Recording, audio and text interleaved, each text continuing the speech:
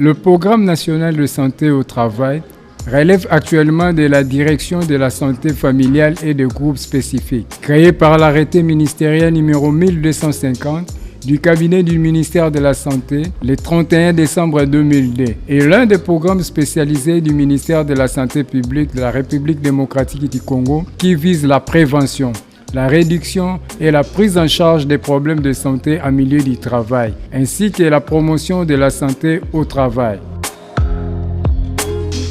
Ce programme a pour mission de promouvoir la santé du travailleur au sein du ministère de la Santé et quelles sont les maladies auxquelles ils sont exposés. En République démocratique du Congo, aujourd'hui, je peux vous dire qu'on n'a pas cette base de données statistiques-là. C'est notre mission essentielle de créer cette base de données statistiques pour pouvoir aider à orienter la politique nationale en faveur de l'amélioration constante de l'état de santé des travailleurs.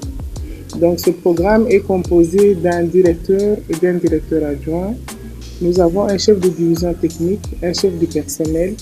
À la base, on avait créé ce programme, le cadre organique mettait 39 personnes pour, au niveau central, organiser le programme.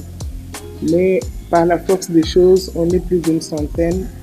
Bon voilà, on doit faire avec, mais c'est quand même, on peut penser que c'est beaucoup, mais si on met tout le monde à travailler, c'est pas beaucoup. Parce que toute l'étendue de la République démocratique du Congo, il y a beaucoup de travailleurs, même les travailleurs de l'informel doivent être pris en charge par nous, donc ce n'est pas beaucoup de travailleurs.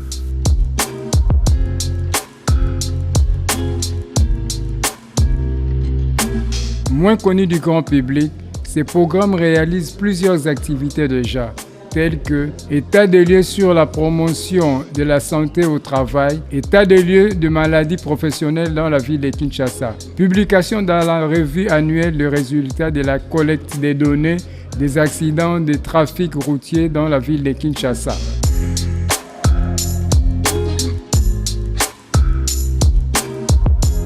Ce programme est dirigé aujourd'hui par Madame Anne-Marie Toumba, médecin depuis 1989, finaliste à la faculté de médecine de l'Université de Kinshasa, spécialiste en santé publique. Elle a travaillé tour autour au ministère de la Santé publique, aux différentes structures de la santé, à l'hôpital général de Kitambo, à l'hôpital pédiatrique de Kalembele, mais comme directeur. Elle poursuivra ses études en Belgique pour se spécialiser en santé du travail, ce qui lui permettra de diriger avec succès ces programmes qui s'occupent de travailleurs.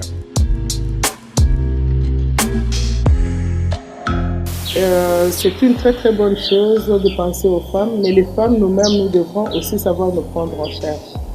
Si nous commémorons cette journée ou ce mois, c'est parce que les femmes ailleurs se sont prises en charge en se disant nous ne devrons pas seulement baisser les bras, laisser les hommes tout faire, nous devrons aussi lever le défi et nous mettre en bonne position pour pouvoir travailler de la même façon que les hommes. Alors, déjà toute petite, je pense que j'ai été élevée comme ça. Notre papa nous a élevés dans le sens qu'il fallait savoir faire ses études et puis travailler, relever le défi comme les garçons. Il n'a pas dit que non, la fille devait rester à la maison et le garçon étudier à sa place. Donc, j'ai été élevée comme ça depuis toute petite et depuis toute petite, je sais que j'étais appelée à être mère un jour, mais aussi j'étais appelée à travailler, à produire. C'est comme ça que pour moi, ce n'est pas vraiment un problème et je pense que la plupart des femmes aujourd'hui, ce n'est pas un problème, mais il reste encore un bon gap qu'il faut faire à ramener à toutes les femmes au niveau que sont les autres. Que pense Dr Anne-Marie Toumba de la femme et du contenu du message du couple présidentiel au sujet de la femme? J'ai suivi la première dame.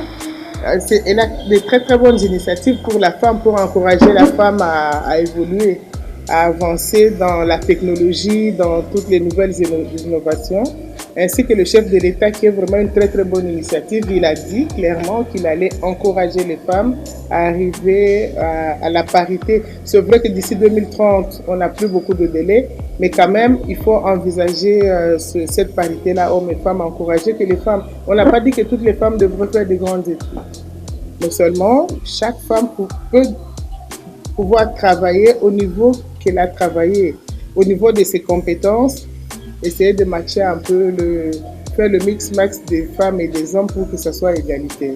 Mais le chef de l'État l'a dit, la première femme nous a encouragés et je pense que nous sommes dans cette initiative-là de continuer à encourager les femmes à aller de l'avant. Pour le docteur Anne-Marie, la différence peut être observée entre un médecin de l'entreprise et un médecin du travail. Le médecin d'entreprise fait la médecine curative. Donc, il soigne les employés de l'entreprise qui vont le voir pour tel problème pendant qu'ils sont malades. Chez le médecin du travail, ce sont des consultations spontanées. Les travailleurs vont voir le médecin du travail à des moments qui sont convoqués ou spontanément quand ils ont un problème qu'ils pensent qu'ils peuvent partager avec le médecin du travail. Un problème lié bien sûr à leurs conditions de travail. Donc la médecine du travail, le médecin du travail, il fait purement la médecine préventive pour prévenir l'apparition des maladies liées aux différents éléments qu'on trouve sur le lieu du travail. Mais le médecin d'entreprise, il reçoit les gens pendant qu'ils sont malades pour régler leurs problèmes du moment. Mariée et mère de 4 filles, en dehors de son travail, elle joue bien sa carte comme épouse, femme, mère et ménagère.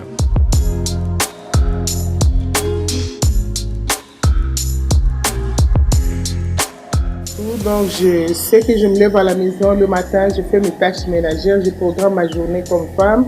La maison doit être propre, je dois laisser à manger pour la maison, je vais au travail et quand je reviens, bien sûr que j'ai de l'aide, mais je sais concilier ma vie de femme et de travailleur. Et bon, le dimanche, c'est vrai que je laisse aussi la personne qui me donne de l'aide se reposer comme c'est le jour de repos. Et pendant ce temps, je peux prendre le relais comme femme pour faire des petits travaux de la maison, en même temps que je concilie mon travail intellectuel.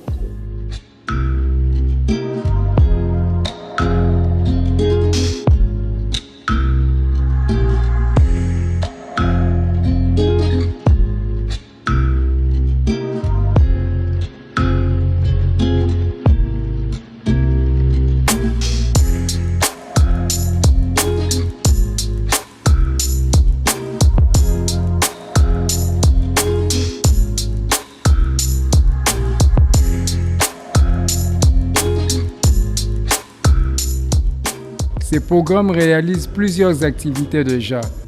Nous avons une grande partie de notre population qui est composée de population de travailleurs qui est composée de femmes et nous avons organisé cette marche pour déjà relever, essayer de sensibiliser ces femmes à l'importance de la bonne santé au travail, des bonnes conditions au travail en République démocratique du Congo et aussi nous savons que la plupart des gens, dans nos conditions, maintenant, il y a l'émergence de maladies cardiovasculaires.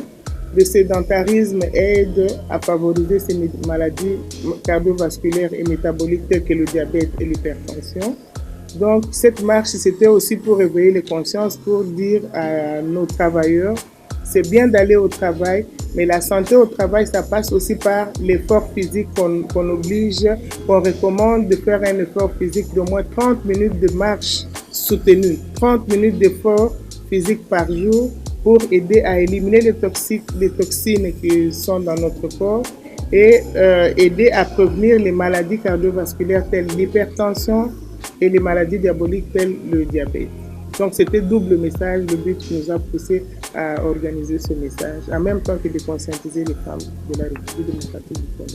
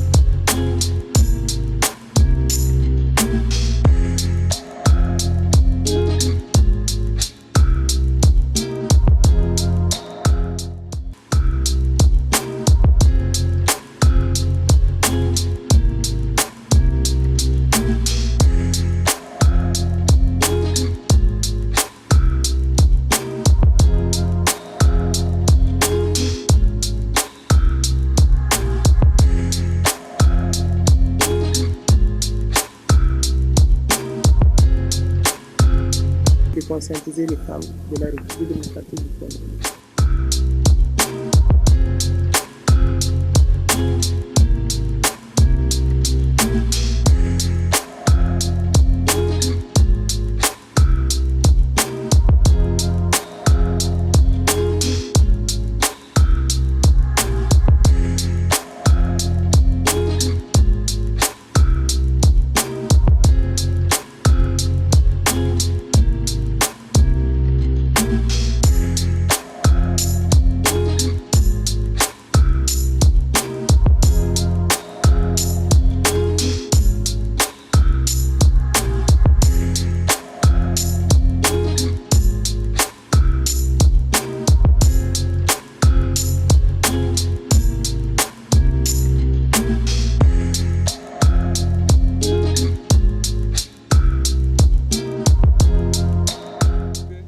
Moi, c'est Dr Tanga.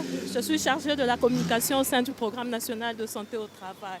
Alors, docteur, quelle lecture faites-vous de cette marche? Oui, nous, en tant que Programme national de santé au travail, à travers nos différentes missions respectives, qui sont la promotion de la santé des travailleurs en milieu professionnel et aussi nous assurons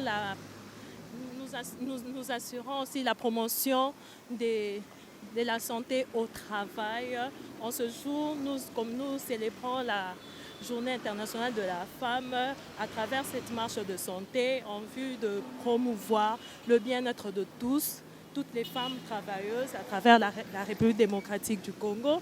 Et aussi, nous luttons contre les différentes maladies que nous pouvons avoir, que nous pouvons contracter en milieu professionnel, notamment des maladies cardio-métaboliques et aussi des maladies liées peut-être à la sédentarité en milieu professionnel. Oui, un message, nous vous appelons à venir travailler ensemble avec nous afin de contribuer au bien-être de tous et à tout âge. Merci. Toumba Julienne, je suis chef de service de secrétariat au niveau du Programme national de santé au travail. Et, par rapport à la journée de la femme, par rapport à la journée de la femme, nous avions pensé à organiser une marche de santé. Pourquoi? Parce que nous voulons lutter contre les maladies cardiovasculaires et métaboliques.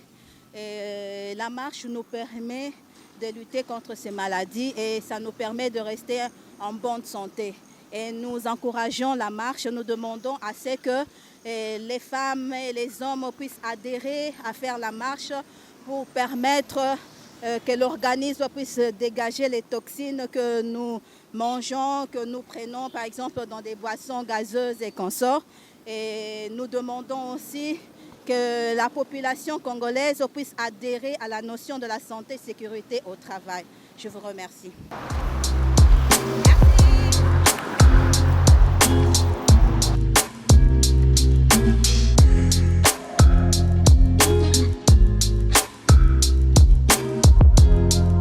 Merci, je réponds au nom de Dr Taïa Emmanuel, chargé de formation au Programme national de santé au travail et membre du comité d'organisation de la marche de santé. Oui, qu'est-ce qu'on peut retenir pour cette journée et quelles sont les dispositions que vous avez prises par rapport à cette marche? Oui, en tout cas, cette marche de santé a été organisée en commémoration de la Journée internationale des droits des femmes en RD Congo. Nous, le Programme national de la santé au travail, nous avons organisé une série d'activités qui a d'abord commencé par l'organisation de la marche. Il y a d'autres activités qui vont suivre tout au courant de ce mois. Alors, en ce qui concerne l'organisation de cette marche de santé, nous la faisions en collaboration avec d'autres structures, entre autres le secrétariat général à la santé, le Programme national d'éradication de la drépanocytose et des autres partenaires. Il y a aussi les firmes pharmaceutiques qui ont bien voulu nous soutenir matériellement avec des képis, des t-shirts et un peu d'eau. Et en ce qui concerne l'itinéraire, nous avions écrit à l'autorité de la ville qui nous a répondu favorablement. Nous avons commencé par la place de Kintamo Magasin qui est notre point de départ. Nous avons enregistré tous les marcheurs Et le point de chute sera à la place Mugila Gila où il y aura encore une sensibilisation, surtout pour les femmes. Et aussi là où nous aurons à prendre un petit rafraîchissement. C'est en gros l'organisation de cette marche de santé d'aujourd'hui. Merci, docteur.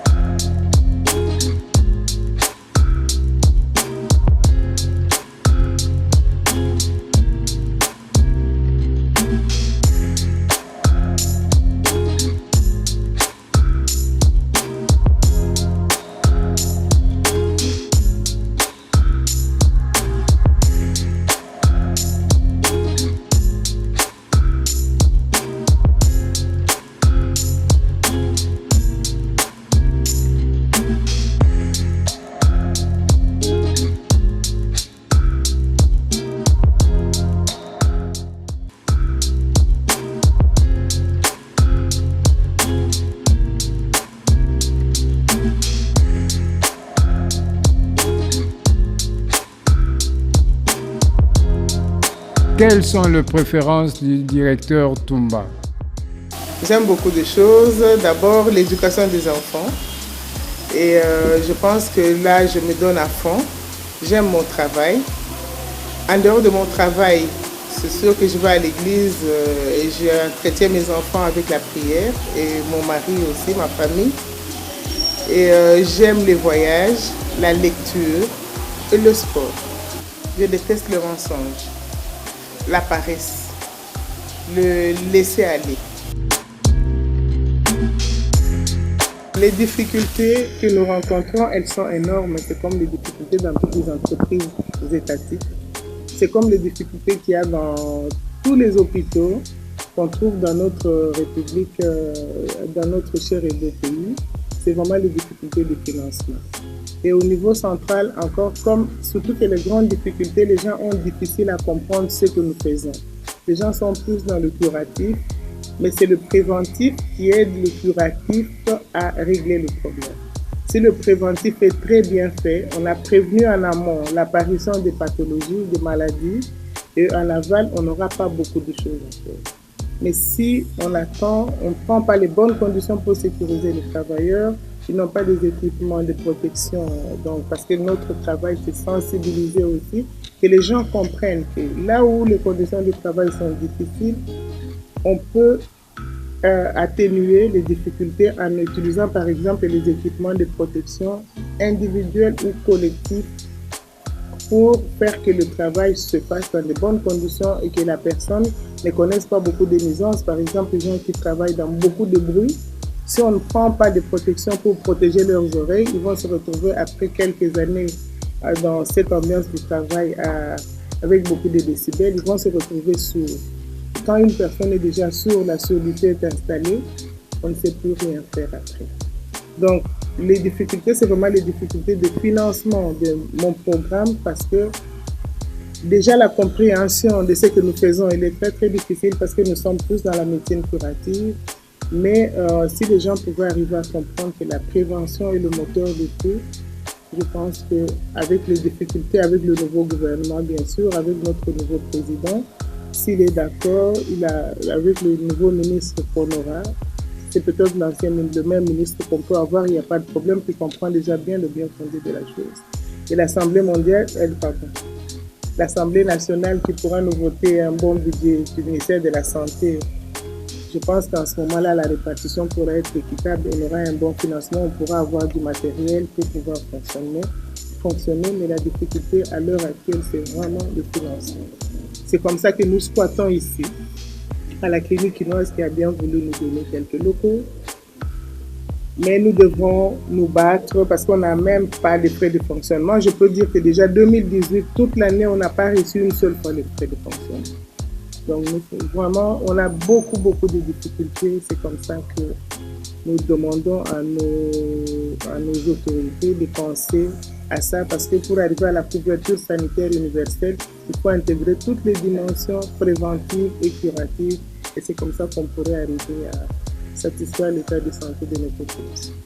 Le défi à relever, c'est déjà arriver à sensibiliser pour que les gens comprennent bien l'importance de la médecine du travail que nous faisons, l'importance de l'amélioration des conditions des travailleurs. Un des défis à relever, c'est déjà sensibiliser et faire comprendre à la masse laborieuse, à la masse travailleuse, l'importance du travail que nous faisons qui est d'aider à l'amélioration des conditions des travailleurs, quels qu'ils soient. Même le travailleur qui est en informel, il doit travailler dans de bonnes conditions parce que c'est le travail qui fait l'épanouissement. Et le 6e objectif de développement durable dit un travail décent aide à une bonne croissance économique. Et nous participerons évidemment, quand nous aurons participé à relever ne plus qu'un tout petit peu le niveau de la santé des travailleurs en République démocratique du Congo, nous serons contents. Le programme national de santé au travail reste au service de tous les travailleurs publics et privés pour une bonne prévention et un bon accompagnement dans le secteur de la santé au travail.